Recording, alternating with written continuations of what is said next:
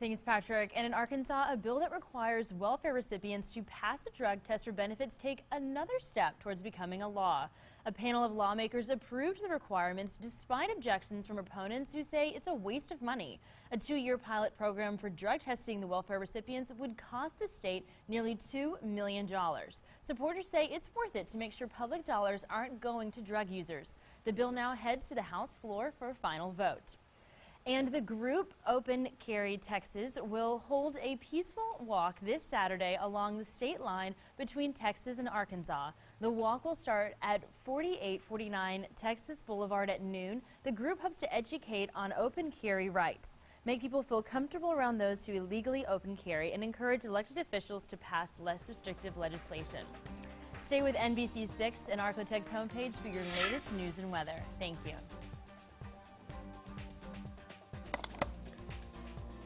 Speaking of April Fool jokes, I was wanting to say it's time to check in with Lauren Vizza and find out what is trending in the viral world. Oh, the biggest April Fool joke of all. We have Lauren telling us trending. And I hear that not only you have some more April Fool's jokes for us here, Lauren. Yeah, this video that I have compiled is going to be a lot of ideas. So really, I've just compiled clips of Steve giving the newscast. Boom, shots fired. I win, done. No, but before we go into this, the dessert, Patrick, Oreos put toothpaste instead of the cream filling. I would die. No. Okay, anyway, let's check out this video. Some ideas. These are harmless. You can try them out. You've got time to set them up. Let's take a look. The first one, gather some friends, and you just dunk on people. I wish I had thought about this in college. This would have been so much fun. Nobody gets hurt. Everybody has fun. It's such a blast. See, look at that. You're just a superstar. I mean, look at this guy just texting. I'd be freaking out with excitement. He's just really thrilled about this. Can I have some This next one, okay, go to the drive-thru, order water, have dry ice in your car, and replace it. The reaction, he went to several different fast food establishments and ordered this, and their reactions were all pretty much the same. This one woman took them all from him and said, "No, you're not about to die on my watch." This sweet mom just wanted to build a snowman with her kids. That didn't work out. Even her daughter was in on the trick. That's the key. Get deodorant from your roommate, get butter. Simple. So easy. And so gross. So terrible. Oh my goodness. Cadbury, everyone's talking about Cadbury eggs and they're changing the recipes. Well, go ahead and change it yourself. A hard-boiled egg, roll it in some chocolate, wrap it, wait for the reactions. Oh, God, I hate hard-boiled eggs. I love so simple. hard-boiled eggs. This one is going to be my new favorite. Just switch the two keys around, the M and the N. They'll never even notice. So, Steve, good luck later on today. I'm just going to unplug my keyboard and change it with yours. That would frustrate me so much. Yeah, a lot of good tips there, Lauren. There you go. Try them out. And send them to our Facebook if you try them out. Yeah, all in good fun. So all in good harm. fun. No one gets hurt. Definitely. Thank you so much, Lauren. Thank you, Lauren. And we want to wish Thanks, Patrick. Well, leading your news, the body of a missing Ashley County man has been located. NBC6 had it confirmed after receiving a tip from a viewer last night. Wesley Livingston was last seen on March 10th at the GP Mill in Gurdon, Arkansas. The Clark County Sheriff's Office says initial indications suggest his death was self-inflicted. Witnesses that last saw him say he was disoriented. His body was sent to the Arkansas State Crime Lab for an autopsy.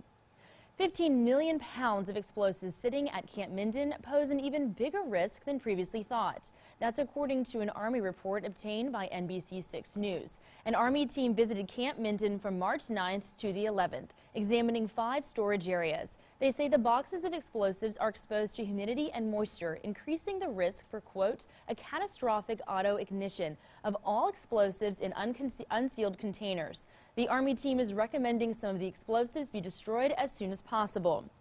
Police are searching for a gunman who robbed a dollar store in West Shreveport last night. The gunman made it away with an unknown amount of cash, and the police are working to recover surveillance from the store. No one was injured, so if you have any information, call Crime Stoppers. Stay with NBC6 and Arclitec's homepage for your latest news and weather. Thank you.